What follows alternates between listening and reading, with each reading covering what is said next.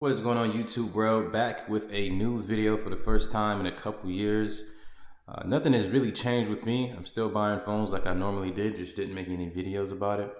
But today we have the Moto G Stylus 5G 2024, a phone that came out last year, but it's new to me. So here's my first impression of it. So right off the rip, the phone looks good. I love this kind of tannish caramel latte color is what they call it. Looks really good.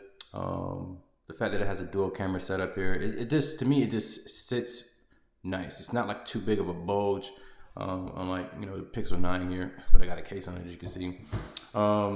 This is a really good phone. 250 bucks is what I paid for it. And I think the retail end is $399. You can get it for 250 at Amazon, Best Buy, pretty much all the major retailers. But overall, I think this is a really, really good phone. I'm currently rocking it as my daily phone right now. I got my eSIM on this joint here.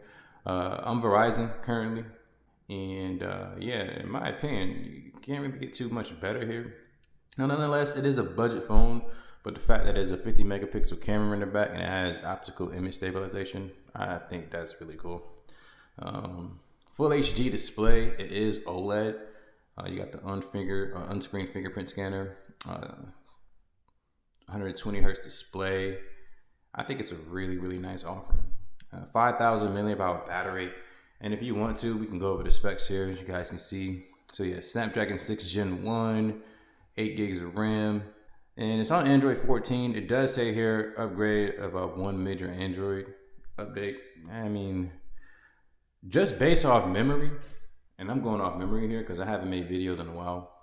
Motorola has never been a company that updated their phones yearly. And I'm not too surprised that it's still the case here. I mean, even with them saying they're going to upgrade one major Android service, one major Android update, I mean, we'll see. But they usually release new phones going into the new year versus with the new software versus updating their previous earphones.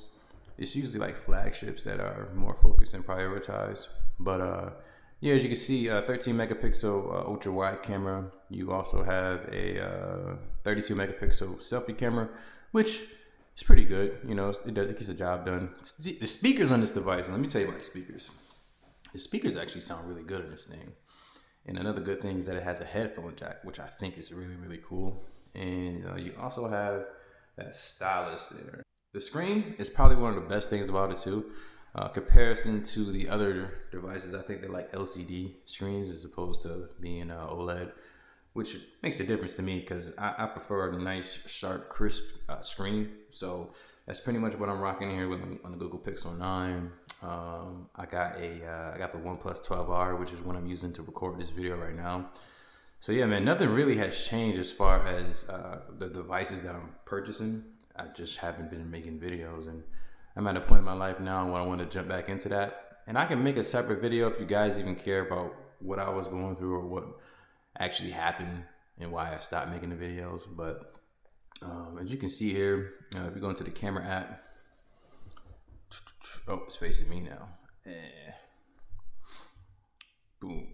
So you can see if you go into photos, you got a lot of different modes here. You got your macro, ultra wide, and then you have the regular camera, and then the 2x focal length. And if you go on over to the video, you see you got the full HD, your 4K, and if you tap this little icon here, you can switch it over on 1080p to 60 frames per second, which is preferred for me because when I'm making videos in 4K, when I was doing it took up a lot of storage. Power button is on the right side of the phone. You got your volume up and down keys. You got a mic up top, Type-C charging, speaker, headphone jack, SIM tray tool, or SIM tray slot, excuse me. Has micro SD card expansion, so you can add a SD card in there and you get your photos and videos that way. Because I know in certain parts of the world that does matter, because not every place has 5G, not every place has 4G every single place you go. So some people out there, they want to have their movies and stuff on that SD card so they can actually watch things when they don't have access to those high speeds like we do here in America. Connectivity has been solid so far because, like I said, I have my SIM or eSIM connected to my Verizon account here. And sending messages and making phone calls, no big deal at all. Calls coming through, messages coming through. The only hiccup that I had was in the initial transfer of the data. I had an issue with my Google Messages. It didn't transfer over the messages. It transferred them over, but it had everything separated in groups. So a quick fix was just to uninstall the updates in the app, update it again, and then everything transferred over perfectly fine. Thought that was kind of strange, actually. But I do have a case coming in. It is going to be a speaking case, and I'm also going to be doing the temper glass privacy screen protector. So overall, I would say this is a pretty good phone. If you're in a market for something like this, or you don't have a crap ton of money to go spending on a flagship phone, I think the Moto G and this Motorola in general over the past 10 years, if I'm not mistaken, yeah, over 10 years, have always made solid budget phones for the money. You can't get too much better than that. We're talking about a sub $300 phone, a sub $400 phone, because it used to be what, $299 was the max price, and then it went to $350. So, with inflation and everything, pricing has gone up over the course of time. And, companies want to charge $1,500 for phones now. So if you're one of those people who don't want to spend that money, which I don't blame you, the Moto G has always been a solid option if you want to go the Android route. But I will be doing a camera test video. Should be doing a camera test video, I should say. Or I might just put it all into the review. But it shouldn't take me long because I'm already pretty much set on what I like and dislike about the phone. But I'm pretty much going off the cuff here.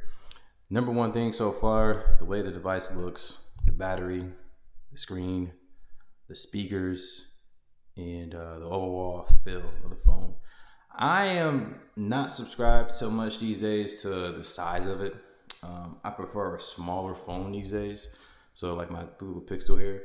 Now, don't get me wrong. It's not like it's like gigantically smaller, but the way it's designed, the ergonomics of it just feels a lot better.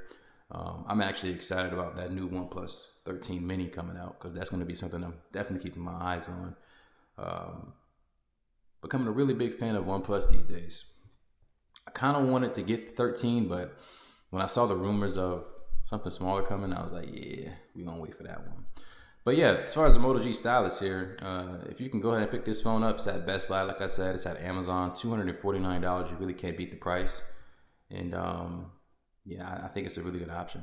It's to the point where I'm able to put my SIM card in here and use it as a daily.